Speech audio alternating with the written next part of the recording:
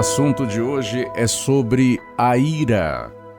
É importante que você pegue a sua Bíblia e acompanhe, porque eu vou falar de alguns versículos que você deve procurar e nos acompanhar neste estudo lindo, maravilhoso. Baseado no livro de Romanos, capítulo 12, versículo 18 a 21.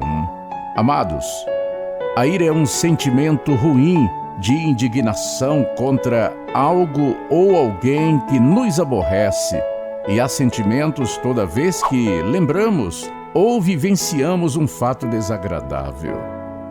O que é ira? Vejamos algumas considerações bíblicas sobre a ira. No livro de Gálatas, capítulo 5, versículo 20, está escrito: é uma obra da carne. No livro de Salmos 37, 8, devemos deixar a ira, que não é boa. Mateus, capítulo 5, versículo 22, não devemos nos irar contra o nosso irmão. No livro de Provérbios, capítulo 22, versículo 24, precisamos evitar o iracundo para não receber influências. Provérbios, capítulo 15, versículo 1, a palavra dura provoca a ira. Por isso é bom falarmos mansamente.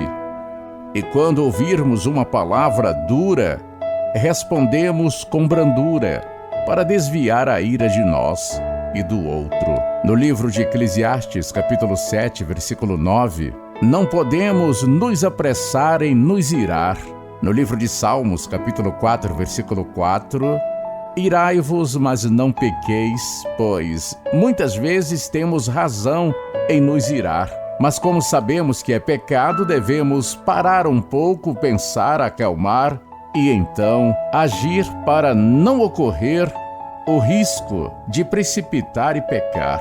No livro de Jonas, capítulo 4, versículo 4, é razoável a tua ira? Sempre que acontecer algo que pode nos provocar, é bom primeiro perguntar a si mesmo: eu tenho razão em estar irado? No livro de Efésios, capítulo 4, versículo 26 a 31, diz: independentemente de termos razão ou não, é importante lembrar: irai-vos, mas não pequeis, e que não se demore em passar a nossa ira, para não darmos lugar ao diabo e entristecermos o Espírito do Senhor, pecando com palavras. Provérbios, capítulo 14, versículo 17 e 31 a 33. O resultado da ira é o pecado. Provérbios 19, 19.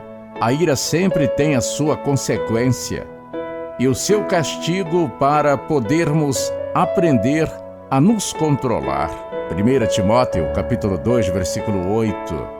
Precisamos orar sem cessar, e com ira não dá para orar a Deus corretamente. No livro de Tiago, capítulo 1, versículo 19 a 21, a ira do homem não opera a justiça de Deus, e não adianta querermos fazer justiça com as próprias mãos, querendo resolver tudo sozinho, que não estaremos fazendo o certo. Precisamos deixar tudo nas mãos de Deus. Vamos ver agora alguns exemplos de pessoas que se iraram. Gênesis, capítulo 4, versículo 5. Caim se irou contra seu irmão Abel e o matou. Números, capítulo 20, versículo 10 a 11. Moisés se irou contra o povo de Israel justamente e pecou contra o Senhor. 1 Samuel, capítulo 20, versículo 30 e 31. Saul se irou contra Jonatas e Davi, tentando matar Davi por várias vezes. No livro de Daniel, capítulo 2, versículo 12 e 13, 3 a 19, Nabucodonosor se irou contra os sábios da Babilônia e quis matá-los. E também se irou contra Misael, Azarias e Ananias, aumentando o fogo da fornalha. Mateus, capítulo 2, versículo 16. Herodes se irou contra os reis magos e mandou matar todos os meninos de 2 anos para baixo que havia na cidade de Belém, querendo matar um Messias. Todos estes são exemplos desastrosos da ira, e é exatamente assim que acontece conosco. Primeiro nos iramos, depois pecamos e depois vemos a consequência. No livro de Mateus, capítulo 5, versículo 5, bem-aventurados os mansos, porque herdarão a terra. Nós, cristãos, precisamos aprender mais de Jesus, que é manso e humilde de coração. Mateus capítulo 11, versículo 29. Se quisermos herdar essa terra para o Senhor e conquistarmos a Canaã celestial, ore ao Senhor e peça a Ele que te dê o fruto do Espírito da mansidão. Gálatas capítulo 5, versículo 22 a 23. Amém?